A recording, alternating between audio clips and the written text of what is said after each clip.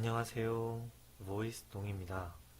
약 2주 뒤에 K리그 개막을 하게 되어 각 구단들의 이적 시장을 간단하게 정리를 해보고 어떤 시즌을 보내게 될지 간단하게 전망을 해보는 세 번째 영상입니다.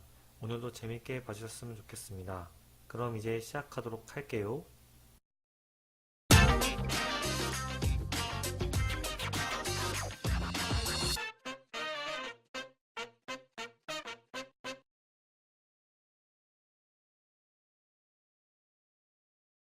오늘 알아볼 팀은 지난 시즌 3위를 차지했던 호랑이팀 울산현대입니다. 먼저 이적 시장을 통해서 울산현대에 입단하게 된 선수들은 FC서울에서 신진호, 성남FC에서 윤영선, 서울 이랜드에서 주민규, 네덜란드의 SC 헤른벤에서 데이브 물투이스가 정식 입단을 하였고, 일본의 가시와 레이솔에서 김보경을 임대 영입을 하였습니다. 반면 이적 시장을 통해서 울산을 떠나게 된 선수들도 알아보겠습니다. 먼저 울산의 젊은 호랑이 한승규는 전북으로 떠났고, 윤영선과의 트레이드로 이창용이 떠났으며, 김승준과 이영재는 경남FC로, 구본상은 FC 안양으로 떠났으며, 이종호는 일본의 V바렌 나가사키로 임대를 갔습니다. 그리고 울산의 뒷문을 든든히 지켜주던 김용대와 핵심 수비수 리차드는 계약 만료로 팀을 떠나게 되었고, 시즌 중반에 합류했었던 에스쿠데로는 임대 복귀로 교토상가로 돌아갔습니다. 울산현대의 이적 시장에 대해서 총평을 해보자면 경험이 풍부한 선수들을 많이 영입했다는 것이 눈에 띕니다.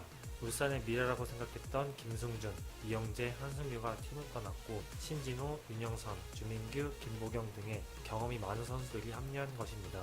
아무래도 지난 시즌 이겨야 할 곳에선 이기지 못하고 미끄러졌던 부분을 보완하고자 한 영입 같습니다.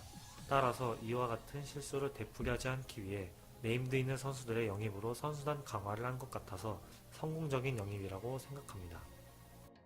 각 포지션별로 더 자세히 살펴보도록 하겠습니다. 먼저 수비를 살펴보면 지금까지 울산의 수비를 든든하게 해주던 리차드가 팀을 떠나게 되었지만 국가대표 경력이 있는 윤영선과 네덜란드 리그에서 활약한 데이브 물티스를 영입하면서 엄청난 보강을 했다고 생각합니다. 이들의 경력으로 보면 리차드의 공백이 느껴질 것 같지는 않지만 그동안 다져진 수비 조직력을 다시 갖춰야 하기 때문에 이 점을 하루빨리 다듬어야 하는 것이 울산의 핵심일 것 같습니다.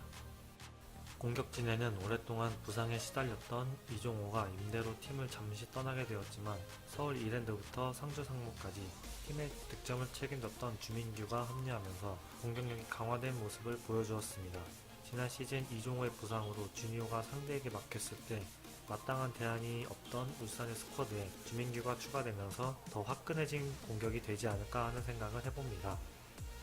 마지막으로 중원을 살펴보면 앞서 설명했듯이 울산의 이선을 책임졌던 한승규와 김승준, 이영재 등 젊은 선수들이 떠난 자리에 신진호, 김보경같이 잔뼈가 굵은 선수들을 영입하였다는 것이 제일 눈에 띕니다.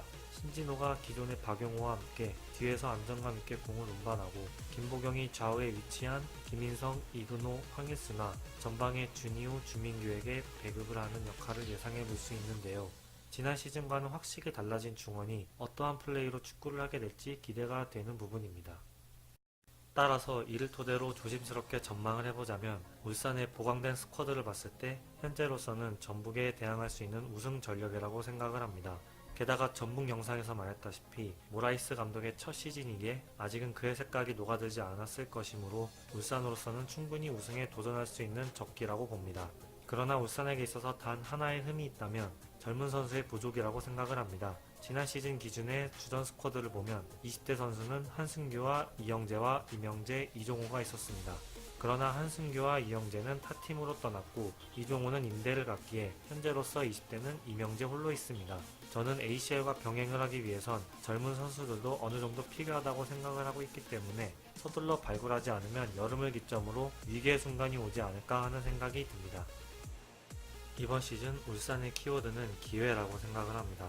앞서 말했지만 국내에서 내로라 하는 선수들을 영입을 하였고 감독이 바뀐 전북에게 도전할 수 있는 최적의 시기이기 때문입니다. 기존의 선수들과 새로 합류한 선수들의 조직력이 갖춰졌을 때 어떠한 축구를 할지 지켜보는 것이 이번 시즌 울산현대의 관전 포인트라고 생각을 합니다. 지금까지 울산의 이적 시장을 정리해보고 간단하게 전망을 해보았습니다. 과연 전북에 대항할 수 있는 유일한 팀이 될 수 있을지 기대가 되네요. 다들 좋은 하루 보내시고 오늘도 봐주셔서 감사합니다. Happy Val.